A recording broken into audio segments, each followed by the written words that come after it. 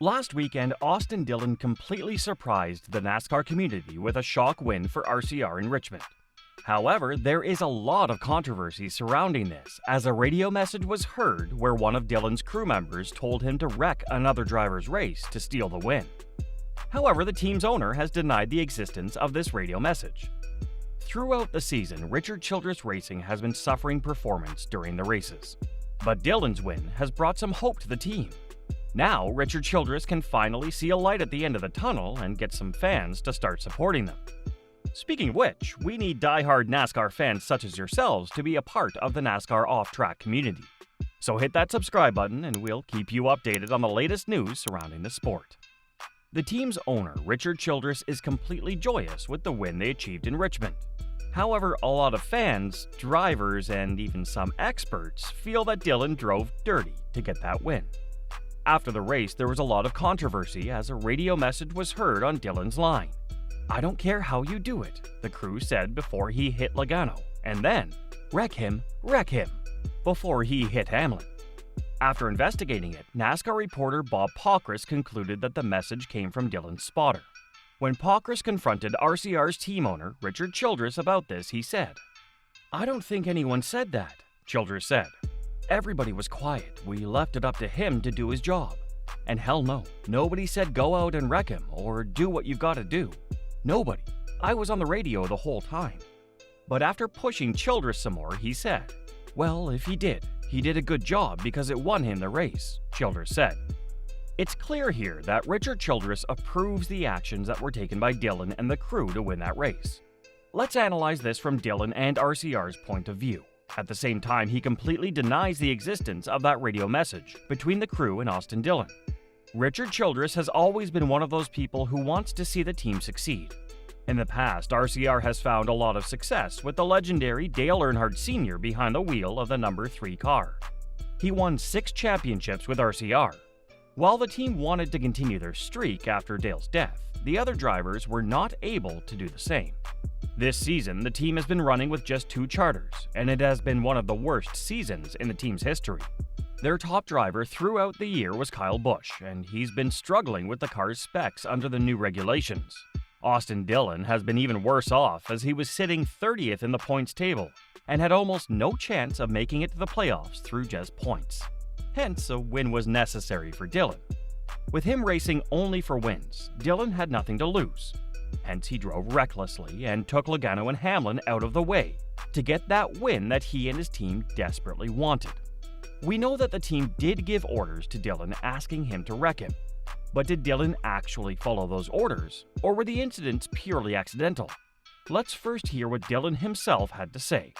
"I don't know, man. It's been 2 years since he won a race," Austin said. "And it's the first car I've had with a shot to win.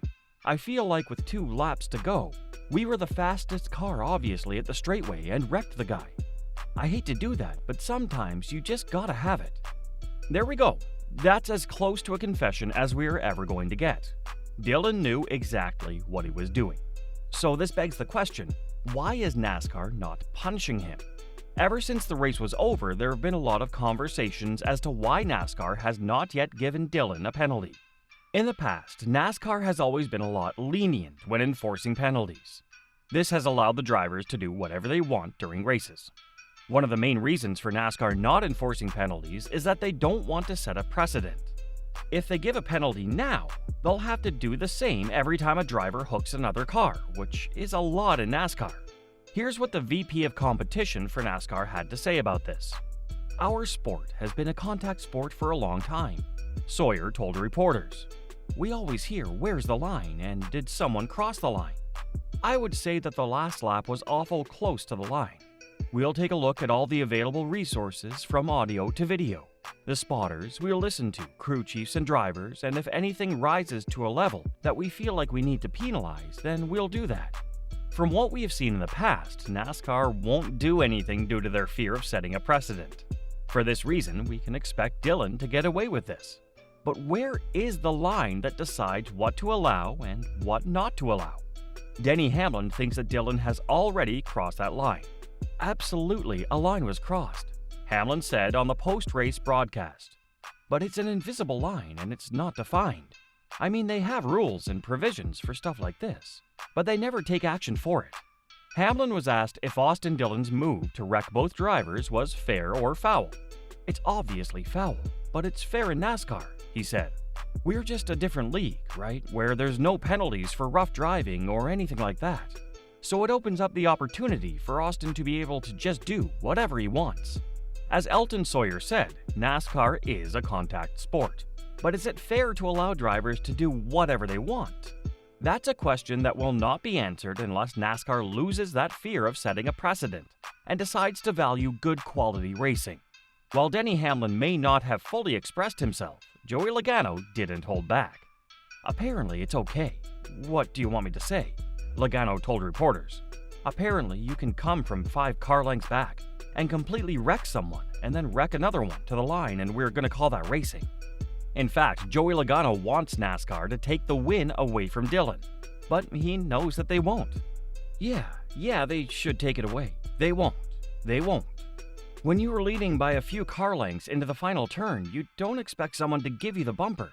You really don't expect to get sent into the wall in a cloud of your own tire smoke. That's exactly what happened to Logano. No, when you get that far ahead, 3-4 car lengths ahead in 3, I didn't back up the entry. I was like, I'll just wrap the bottom here, I'm good. And he just drives in so hard. Obviously, he didn't make the turn because he hit me, and the 11 was going to win the race. So he had no intention to race. I beat him fair and square on the restart, and he just pulled a chicken shit move. He's a piece of crap. He sucks. He sucked his whole career, and now he's going to be in the playoffs, and good for him, I guess.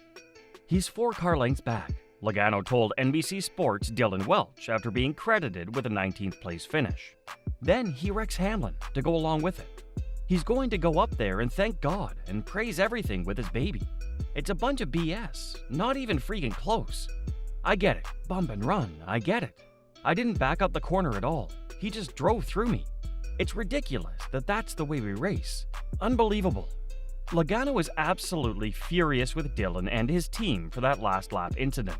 Logano had pretty much sealed that race win as the driver started that final lap. Dillon's chance to overtake Logano in that last lap was a long shot, but Dillon and his crew decided to take the dirty way to take the win. However, RCR's performance in Richmond was a positive sign for the team, not only for Dillon but also for Kyle Busch. Now that Dillon has qualified for the playoffs, RCR will be focusing on getting Busch in as well. But there are only 3 more races left in this regular season. So if Busch is going to win, he needs to do something out of the ordinary. The only track that's similar to the one in Richmond is the final race at the end of the season in Darlington. So this is where Busch will have the best chance to win a race. Do you think Austin Dillon should be penalized for the incident with Joey Logano and Denny Hamlin in Richmond? Post your thoughts in the comments section below.